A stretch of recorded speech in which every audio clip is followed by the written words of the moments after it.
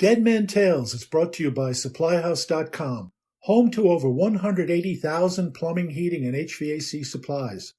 SupplyHouse.com launched their official app for pros on the go, bringing everything you need right to your fingertips.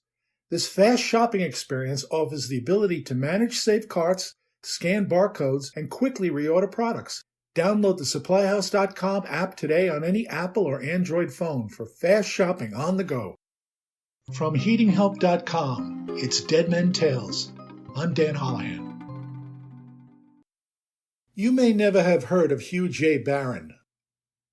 He was an Irishman by birth and a steamfitter by trade. He served with the Fighting 69th. He became an independent contractor at one point and then a salesman. He was long a member of the Master Steamfitters organization, where he and others prepared and read lengthy papers on the technical aspects of the, at the time new, art called steam heating. In 1894, the Master Steamfitters organization invited David Nesbitt, an English heating engineer, to deliver a paper to the group. Mr. Nesbitt traveled across the Atlantic for this, and when he arrived, those in charge of the Master Steamfitters organization insisted that he deliver the paper in 10 minutes or less. They had grown weary of all these long-winded presentations and callously put into place what I suppose was their version of Twitter. Mr. Nesbitt was, and quite understandably, upset. But not as upset as the Irishman Hugh J. Barron. He went nuts. He immediately abandoned the group and got together with 15 like-minded heating professionals who wanted to learn more than could be taught in 10-minute chunks. They formed a new organization and called it the American Society of Heating and Ventilating Engineers. Today we know that group as ASHRAE. Don't mess with the Irish. I have one of those lengthy papers that Mr. Barron delivered to the Master Steamfitters organization before they made their ill-fated Twitter decision. He titled it A Look Ahead and presented it at their June 1893 meeting. It rolls on for 14 typewritten pages. His intent was to predict what would take place in the heating business during the following 75 years. But he begins his talk by looking back 75 years. He tells the story of how our industry began, and a wonderful story it is. And then, when he turned toward the future, I was amazed at how much he got right. This was one prescient Irishman. He predicted the radiators would quickly evolve into poems in art. When we look at those ornate Victorian beauties that appeared around the turn of the century, we have to tip our hats to him. He sure got that one right. He also said that the steam radiators will be connected with a single pipe, and that pipe would be hidden within the walls. At the time, there was only 2-pipe steam, and most of the pipes stretched unsightly through the rooms. He also said the radiator supply valve would be replaced with a foot valve, so Victorian ladies would be able to control the heat without bending down. This, too, arrived shortly thereafter. Let the radiator man study beauty, he said. His business is an artistic one. And isn't that a lovely way to look at our business? He said that the natural development of architecture would lead to hot air heating by indirect steam or hot water. These are the systems that have huge cast-iron radiators suspended within ductwork in the basement and ducts running upward within the walls to conclude with beautiful grills on the floor or lower walls. This system arrived, and most of them worked with natural convection, alone. But Mr. Barron predicted that at some point, fans would become part of that system. He also predicted that electric resistance coils would replace steam heat in many buildings. Cast fittings will disappear and be succeeded by malleable and wrought iron fittings, and also by steel fittings, he said. Screw joints will, to a great extent, disappear and be replaced by electric welding.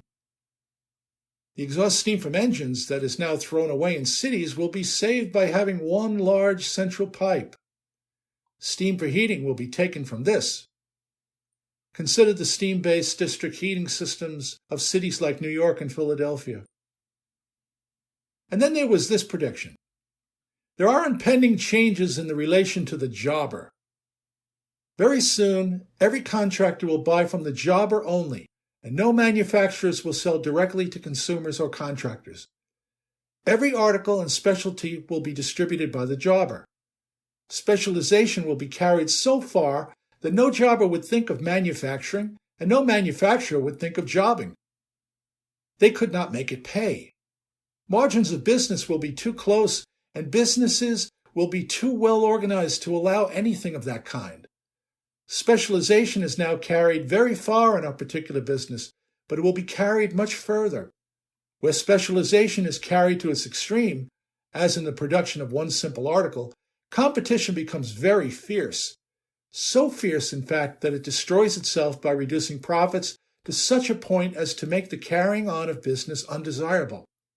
From there, he goes on to sing the praises of a radiator trust that was forming at the time. The members of that trust called it the Carbon Club, and it operated along the lines of Standard Oil. If a company that was not a member of the club bid on a job, the Carbon Club members would band together and put that company out of business by offering the client incredibly low prices for the work and the material. They would lose money, sure, but they would also destroy the non-member of the Carbon Club. They changed the industry by doing this, and they prevailed, even though their very existence violated the Sherman antitrust law.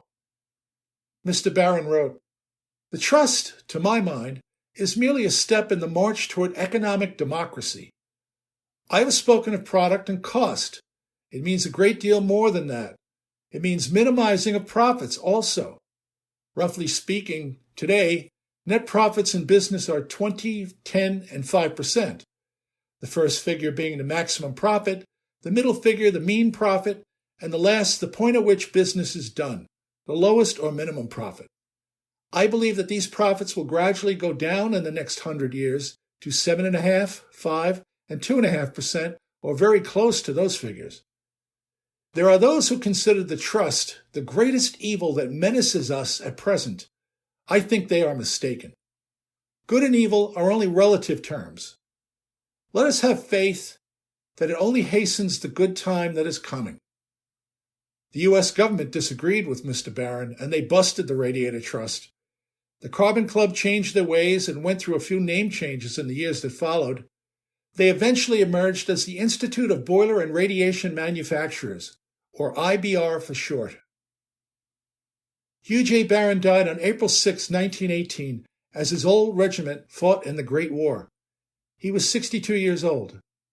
He helped found ASHRAE and encouraged the nascent IBR. He believed in learning, teaching, and sharing. He saw the future well, and he did not suffer fools. He was one tough Irishman. I hope you enjoyed that tale. It's good to know how things in the business came to be, isn't it? Please share what you've learned, and if you haven't already, please subscribe to this podcast. I've got more stories to tell you in the weeks to come, and I so appreciate you taking the time to listen. It's good to have friends. Thanks.